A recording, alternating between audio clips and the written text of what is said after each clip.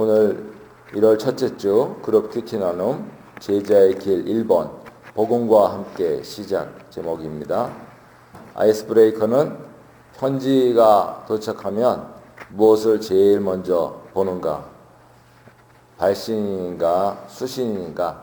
아니면 아예 먼저 뜯어가지고 내용부터 보시나 하는 부분들 이렇게 서로 나눠보시면 좋을 것 같습니다. 바로 우리에게 오신 좋은 소식, 그 좋은 소식, 그것이 도착했기 때문이죠.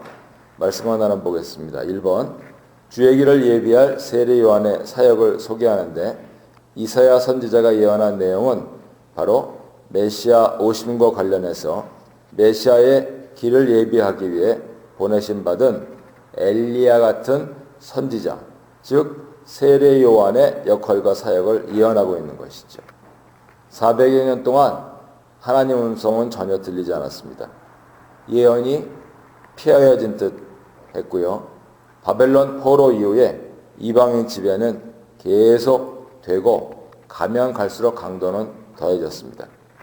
그래서 하나님 나라 백성이었던 유대인들, 포로기에 있던 사람들, 식민지하에 있던 사람들은 하나님 약속이 폐기되지 않았나 하는 그러한 절망 상태에 빠져 있었습니다. 그랬을 때 세례 요한은 메시아가 오시기 전에 엘리야가 오리라 그렇게 이사야 선지자와 말라기 선지자가 예언한 대로 구약의 마지막 선지자로서 이제 등장하게 되는 것이죠. 세례 요한은 굉장히 중요한 인물입니다. 마치 사무엘이 마지막 사사였던 것처럼 세례 요한은 마지막 선지자로 그렇게 성경에 기록되어 있는 분이죠.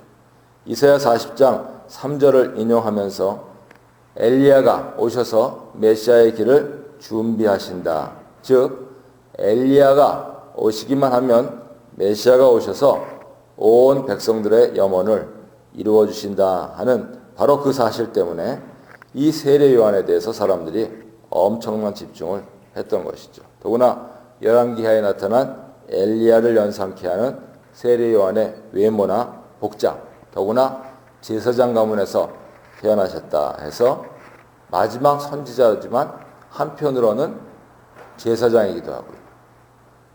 그러니까 결국은 우리 예수님하고 비교해 보면 예수님은 왕이시고 제사장이시고 선지자 이 삼중직을 가지셨는데 세례 요한은 그 중에서 두 가지 제사장 신분에서 선지자 사역을 하신 아주 귀한 분이시죠. 옛날에 그렇게 사역하신 분이 에스겔 같은 분이 있으시죠. 바로 뒤에서 그래서 세례 요한의 선포한 내용과 관련해서 그 부분들이 인용이 됩니다. 하지만 이러한 외모나 여러 신분보다도 중요한 것은 세례 요한의 메시지였죠. 2번 보시면 광야에서 세례 요한이 선포한 내용은 첫째, 죄사함을 받는 회개의 세례. 둘째, 하나님 나라 왕으로 오신 예수 그리스도 소개. 이것이 사자의 역할이죠. 메신저는 그 역할만 제대로 하면 됩니다. 세례 요한이 베푼 회개의 세례. 그것은 죄사함을 받는 것이었는데 여기서 회개라고 하는 것은 애통하는 심정만 가리키는 것이 아니고 전 인격이 하나님께로 돌아오는 것을 의미하는 것이죠. 그래서 육신적으로 포로 상태에 있던 사람들, 식민지하에 있던 사람들이 영적으로 포로 상태에 있었던 것에서 먼저 벗어나도록 세례 요한은 죄 씻음 받는 회개 세례를 전파한 것입니다. 세례는 언제부터 시작됐는가 하는 부분들은 통일된 의견이 없습니다. 다만 구약 시대부터 이미 제사법과 관련하고 의식법과 관련해서 여러 정결례식이 있기 때문에 그러한 연장성상에서 시도된 것이다 하는 것은 분명한 것 같은데 세례 요한으로 대표되는 이름 그대로 세례 요한으로 대표되는 이 세례는 영적인 의미가 훨씬 커서 마치 영적으로 출애굽하듯이 하나님께로 돌아와서 약속의 땅에 이르는 그것을 가리킵니다. 그래서 우리가 앞서 보았던 히브리서 기자는 모든 정결 예식을 넘어서 세례로 통일되었으니까 다시 옛날로 돌아가지 말아라. 그렇게 말씀을 전해 주시기도 한 것이지요. 물로 세례를 받으면 구원을 받는가? 100% 구원받는다고는 할 수가 없죠. 왜냐하면 구원받는 생활을 시작하겠습니다. 그렇게 공포하는 것이니까. 그럼 뭘로 세례를 받아야 되겠습니까? 바로 세례요한이 그것을 증거를 하고 있는데 물과 성령으로 거듭나야 구원을 받는 것이죠. 그래서 두 번째로 세례요한은 예수 그리스도를 소개하면서 자신과는 전혀 비교할 수 없다. 이렇게 얘기합니다. 온 백성들의 기대를 한 몸에 안고 있는 유망주로서 나는 내가 소개하는 이분에 비하면은 발뒤꿈치에 때만도 못하다. 그거를 이스라엘식으로 신발끈 풀 감당도 못한다. 이렇게 말씀들을 하고 있었던 것이죠. 왜 그러냐면 자신은 회개의 세례를 전하는데 이분은 성령 세례를 베푸시기 때문이다. 그런 겁니다. 성령 세례라고 하는 것은 히브리서에서도 길게 신약에서 제일 길게 인용됐었죠. 예레미야 31장 31절 이하의 새 언약에 대한 그러한 약속, 그리고 조금 전 말씀드린 에스겔 선지의 36장에서 하나님께서 주신 이 새 언약에 대한 바로 그것, 그 새 언약을 이루는 것이 성령 세례 없이는 불가능하기 때문입니다.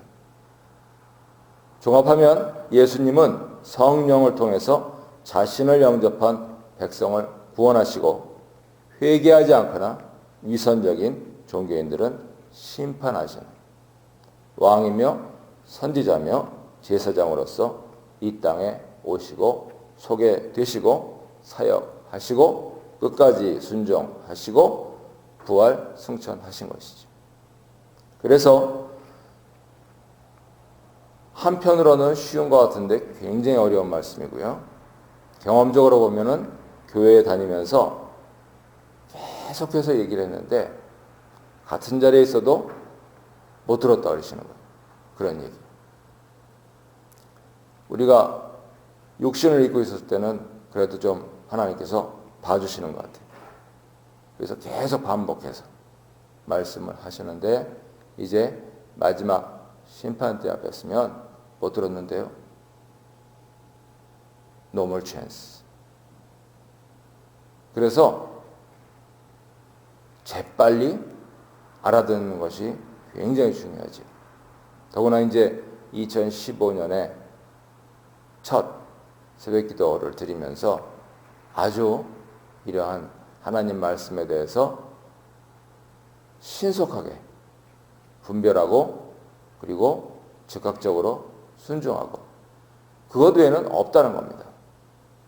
그래서 하나님께서 여러모로 봐주실 때 빨리 정신 차리고 하나님께 나오는 것이 지혜로운 일이죠. 희망이 없던 이 사람들은 3번에 보시면 세례 요한 메시지에 반응했는데요. 온 유대 지방 예루살렘 사람들이 자신들의 죄를 자복하면서 요단강에 나와서 세례를 받았습니다. 대대적인 반응이었는데 바로 주의 날을 고대했기 때문에 그들이 행동으로 옮길 수 있었던 것입니다. 그런데 그분들은 이 육신의 일을 보다 우선시 했었을지 몰라도 하나님께서는 영적인 일을 우선하셔서 죄를 자복하고 그리고 이제 수백 년 동안 끊어졌던 그 메시지를 다시 주시고 그러기 위해서는 언약이 갱신되는 일이 필요한데 세례요한도 바로 이 점을 강조하면서 죄를 자백하면서 용서를 받고 하나님 나라 백성으로 거듭나야 한다. 이렇게 전했던 것이죠. 그래서 세례요한의 이 세례, 오늘날 교파에서 얘기하면 침례죠. 푹 들어가서 난 죽었습니다. 그렇게 상징적으로 표현하는 것인데 그렇게 푹 들어갔다 하더라도 우리 마음이 살아있으면 왕이신 그리스도를 제대로 영접한 것이 아니라는 것이죠. 그래서 오직 참된 회개만이 주님을 영접할 수 있는 마음의 준비가 된다 하는 것입니다. 그 물세례마저 안 받으면은 그건 뭐 전혀 가능성이 없고 나 혼자 잘 믿을게 그러면은 교회를 무시하는 거죠. 그래서 그러한 부분들은 그냥 논외로 치고 우리가 물세례를 통하여서 하나님께 내 죄를 자복하고 내가 거듭난 사람으로 살겠습니다. 그렇게 서약해서 실제로 사는 게 중요하다는 것이죠. 그게 끝이 아니고. 그래서 세례 요한이 한 사역은 거기까지. 그러면 이제 우리는 예수 그리스도께서 보내주시는 성령을 받아서 성령의 인도하심 받아서 우리가 날마다 거룩해지는 그러한 삶을 사는 것. 그것이 바로 성도의 삶이고 그것과 동시에 일어나는 일들이 나의 완고한 마음 그리고 아주 오래된 죄의 습성들이 버려지는 그 현상이 나타나야 한다는 것이죠. 그래서 나는 1번을 보면은 회개는 단지 죄의 고백이 아니고 예수님을 내 인생의 주로 모시는 일입니다. 그래서 예수를 믿는다는 것과 삶이 변화된다는 것은 동반된다는 것입니다. 예수 믿는데 똑같다. 더구나 가까이 사는 사람이 교회는 다니는 것 같은데 바뀐 게 없다. 이러면 문제가 있다는 겁니다. 다른 거짓 종교를 믿어도 진실하게 받아들이면 사람이 변하는데 이 참종교, 이 예수교를 믿고도 변화가 없다. 그러면 이거는 문제가 큰 거죠. 그래서 꼭 점검을 해봐야 하는 것이죠. 나는 2번으로는 요한의 유일한 관심은 예수님을 빛내는 그 조연의 역할이었는데 새 계획과 목표는 무엇입니까?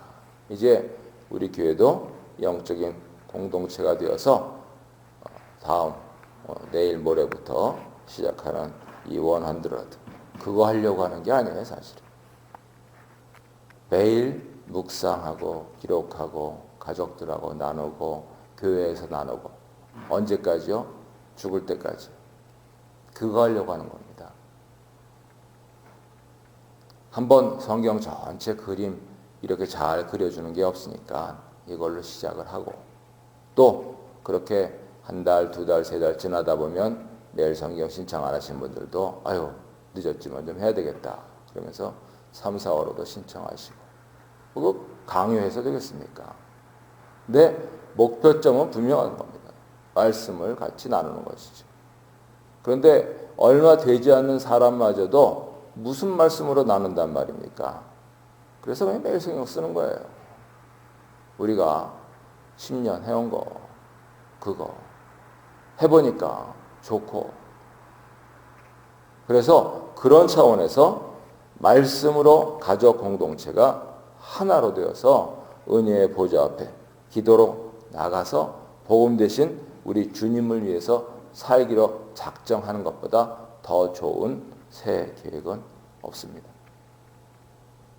더 먹거리가 늘어나고 더 신분이 출세하고 좋은 일이지만은 한시적인 것이고 잠깐의 것이고 결국 영원한 것은 다른 사람도 아니고 육친의 가족들이 더불어서 하나님 말씀으로 통일되는 것, 안식하는 것, 그것이 제일 좋은 일 아니겠습니까? 큰 2번 보겠습니다. 예수님은 요한에게 세례를 받으심으로 생애 사역을 시작하시는데요. 세례를 받으셨습니다. 현상이 나타나는데요. 히브리서 기자가 잘 정리했듯이 죄인들을 위한 세례였는데요. 죄 없으신 예수님께서 세례를 받으셨어요. 이야, 이게 놀라운 일이죠. 근데 왜 그랬느냐? 그것을 어떻게 설명하시냐면 죄인들과 같이 되셔서 대제사장으로서 희생제물로서 아버지의 뜻을 이루셨다는 겁니다. 중보사역을 하시는 대제사장으로서 대제사장이시면 제물이 있어야 되는데 자신을 제물로 드림으로써 그래서 예수님이 죄가 있어서 세례를 받으신 게 아니고 우리 사람들과 같이 되시기 위하여서 세례를 받으셨다는 것이죠. 그랬을 때 뚜렷이 구별되는 세 현상이 나타났습니다. 첫 번째가 하늘의 갈라짐이죠. 갈라졌다 하는 것이 찢어지는 것인데요. 찢어졌다 그러면 예수님 십자가에서 운명하실 때 성소 휘장이 위에서 아래로 찢어진 것 기억하실 겁니다. 그런데 히브리서에서 다시 이것을 어떻게 해석하느냐 하면 3년여 공생애를 보내시고 나서 십자가 해를 통해서 지상 성소의 휘장이 위에서 아래로 찢어진 것과 동시에 하늘 성소에서 몸의 순종을 통해서 하늘 지성소로 들어가셔서 모든 믿는 자의 도리가 되셨다. 다시 해드릴까요? 수세를 통해서 3년여 공생의 뒤에 받으실 십자가 해를 통해 지상 성소의 휘장이 위에서 아래로 찢어진과 동시에 하늘 성소에서 몸의 순종을 통해 하늘 지성소로 들어가셔서 모든 믿는 자의 도리가 되셨다. 이렇게 정리를 합니다. 이것을 본받아서 제자로서 우리도 우리 주님의 수세 주일에 새신자들의 세례를 준비하고 수세자들이 자기 부정 여정의 시작을 함께 기념하려고 하는 것입니다. 두 번째는 하늘이 갈라짐과 함께 성령께서 강림하셨습니다. 창조 때부터 동역하신 여호와의 신이 이제 교회의 영으로 세상에 알려지시고 구원 역사를 주도하시는 것이죠. 바로 이 점에서 성령은 창조의 영이시고 구원의 영이십니다. 바로 그래서 아버지 하나님 창조주시고 구원주십니다. 성자 예수님도 창조주시고 구속주십니다. 바로 성령의 강림이 그러한 의미가 있는 것이죠. 구약에서는 희미했는데 신약에서는 예수님께서 분명하게 약속하셨듯이 교회의 영으로 분명하게 성령으로 그렇게 임재하시는 것이죠. 세 번째로 비둘기같이 이렇게 정리를 해놨는데요. 노아 홍수 이후로 전령사로서 비둘기가 그렇게 상징하듯이 성령님은 예수님의 의한 예수님을 위한 새 창조를 수행하십니다. 그래서 제가 순복음에서 배울 때는 불 같은 성령, 물 같은 성령, 바람 같은 성령, 그리고 비둘기 같은 성령 이렇게 배우기도 했습니다. 정리하자면 이렇게 나타난 세 가지 현상, 이것을 삼중적인 계시라고 부른다면 하나님의 아들로서 그리스도의 신분, 그리스도의 사역이 철저히 하나님으로부터 나와서 하나님께로 돌아가는 것을 분명하게 도장 찍어주시는 것이다. 정리할 수가 있습니다. 그 부분들에 대해서 하늘로 이제 음성이 들렸는데요. 성령이 비둘기같이 예수님께 내려오실 때 음성이 들렸습니다. 시편 2편에 기록된 너는 내 아들이라. 이사야 42장 1절에 기록된 내가 붙드는 나의 종, 내 마음에 기뻐하는 자, 곧 내가 택한 사람을 보라 하는 이 말씀이 들렸습니다. 예수님께서 고난받는 종의 사명을 다 하신 후에 하나님 나라의 왕으로 아버지의 아들로서 메시아 왕으로서 등극하실 것을 내다보게 하는 것이죠. 그리고 성령님께서 예수님께 강림한 것은 이사야 예언을 즉 내가 나의 영을 그에게 부어 주었은즉 이라는 그 말씀을 성취하시면서 공적인 사역의 시작부터 성령께서 임하셔서 완전한 사람이신 예수님은 철저하게 성령의 도움을 의지하셔서 온갖 시험과 순환에도 불구하고 하나님이 기뻐하시는 메시아 종의 사명을 감당하실 수가 있는 것이죠. 그래서 우리는 자나깨나 눈 뜨나 감으나 성령님 인도하여 주시옵소서. 우리 주님을 인도하셨던 것처럼 우리를 인도하시고 나를 인도하여 주시옵소서. 이렇게 기도를 드려야 되는 것입니다. 자칫 잘못하면 혼탁한 세상에서 더럽고 거짓된 영들의 그러한 조종을 받을 수도 있으니까 꼭 성령님 예수의 영이신 나를 긍휼히 여기시고 인도하여 주십시오. 이렇게 기도를 올리는 것이 마땅한 것이죠. 나눔 3번을 보시면 아들의 순종을 기뻐하신 하나님의 그러한 뜻, 그것을 생각하면서 이 새롭게 시작된 해에는 주님을 따라서 순종, 그리고 그 순종을 하는 자에게 주시는 승리를 이어갈 수 있도록 서로 다짐하는 것이 지혜롭다. 정리해서 말씀드리겠습니다. 함께 기도드리실 때 새해를 복음과 함께 시작하기 원합니다. 올 한 해도 주의 복음을 따라 제자의 길을 걷게 하소서. 어린아이부터 어르신에 이르기까지 오직 주님께 오직 순종하여 항상 승리하는 2015년 되게 하소서.